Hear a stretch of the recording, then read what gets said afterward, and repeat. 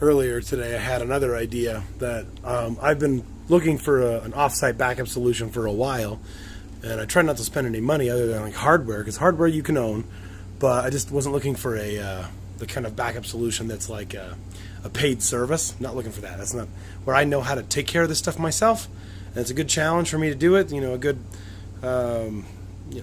figuring out your own software and stuff, for open source, free projects. That's what I was looking for. So it occurred to me that I've got 3 redundant copies of my main drive at my house, and I don't need 3 of them at my house. If I was ever to have a fire or flood, or somebody stole my server, all of my data would go with it, which is bad.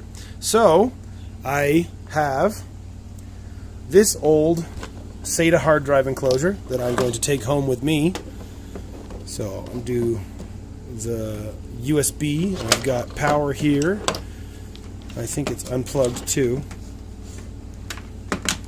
Anyway, I'm going to take this. It's an old Seagate SATA USB 2 enclosure, and I'm going to turn it into, or to take the drive that's in there now that failed.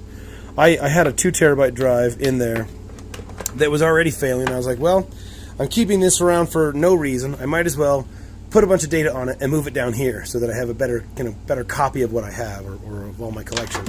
But I'm going to take that drive out. I'm going to bring this home. I'm going to put one of my 3 terabytes from my server in it and bring it back here so that I can set it up to sync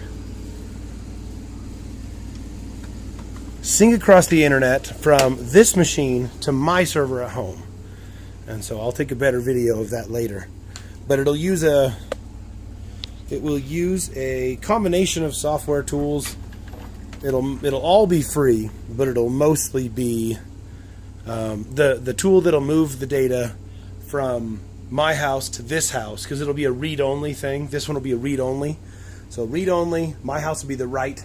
So I'll write data to my main drive. That drive will copy across to 2 other drives there, and then the 3rd copy of that same drive, which is a 3 terabyte Seagate Green drive, I believe, it will come over the internet to here.